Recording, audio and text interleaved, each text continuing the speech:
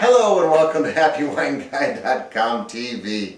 I'm the Happy Wine Guy, and tonight I'm joined with Billy at Barbecue, my friend Craig Adcock. Hello, Craig. I never leave this place. What the hell's going on? Well, you know what? It is the Happy Wine Room that we are situated in. We film deep, dark in the bowels of Shawnee. It's a tough job. Ooh, which is a Native American name for? Next to Lenexa. Classic. I love that one.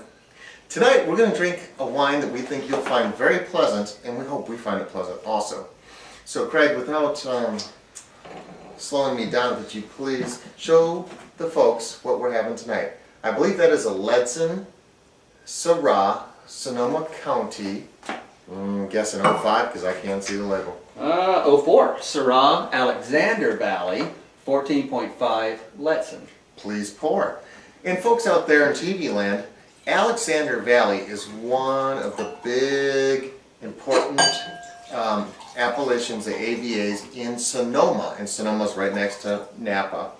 So if you get a wine that says Alex.Valley, it has to come from that valley. So you get not only a California wine, a Sonoma wine, you get an Alex.Valley wine. And generally that means that it is a little more special, a little more private, and they generally charge a little bit more money for it. I noticed they use a real cork. And that is something that you can expect generally out of Sonoma and Napa. Not everybody will do a real cork, but it's nice that they still are. From episode 2, yeah. Very good. And they will stamp it. Ledson. That's They true. put their phone number and their email on it, or their website, so that it's a little marketing, which I think is kind of smart. Now you might not have heard of Ledson because they're not out in retail. They're only at the winery or in the club. But Happy Wine Guy is in the club, but I would happily share it with you. So if you ever need this wine, you can always write to me at HWG@HappyWineGuy.com. Find me on Facebook at HappyWineGuy.com, or find me on Twitter at Happy Wine Guy. So we're drinking an 04 Syrah, California Sonoma, Alex.Valley. Not for the faint of heart. Why do you say that, Craig? Personally, I like Syrahs. I think it gives your tongue something to fight for. I don't think it's for the faint of heart. I think it's a thick, brambly beast. But Ledson, which I have a little history with, does a great job. And personally, I'm super anxious to try this. It's dark in color, although I didn't give us a little white napkin to check it against. It is a dark colored wine. On the nose? What do we have here? Why do you do that? I don't understand this. Well, usually my butler does this for me. Is this when you spill it? You use a white napkin? Now usually if you have a contrast, if you have a light color like white against a dark color, you can pick up the color more readily. And you can tell, is your wine dark colored or light colored? I usually tell it on my shirt. I'm sorry to that. On your shirt, that's easy. That'll happen later. And it doesn't mean that's a good wine or a bad wine by its color, but it gives you an indication of what varietal might it be, what kind of concentration might it be. And it's something that we like to look at, and so that we can remember what we're having. Very good point. So, the next thing is the swirly swirl and the snorty snort. You like to swirl it around, kind of get a little oxygen in there, see if it'll open up, gives a lot of aromatics. Stick your nose right in there. Like you said, brambly, right there. Ah, brambly. It's a brambly beast.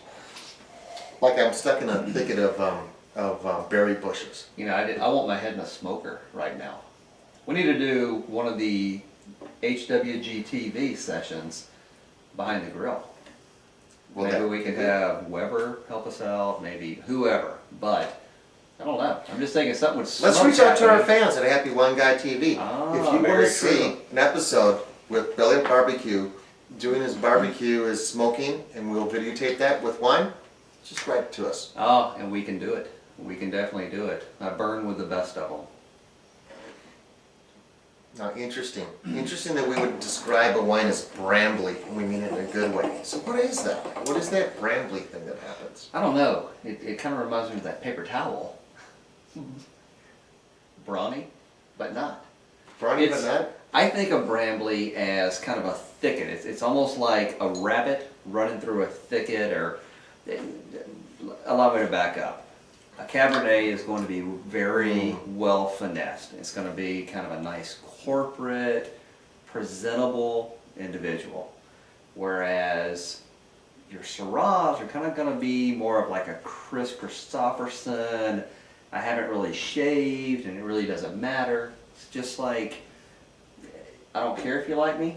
I'm not going to be for everybody, but if you get me, let's hang out. I kind of like that. It's like the wild men of the Aborigines running through the thickets going, you know what, we're making wine. I hope you like it. This is all we got. Small hands. Small like cabbage.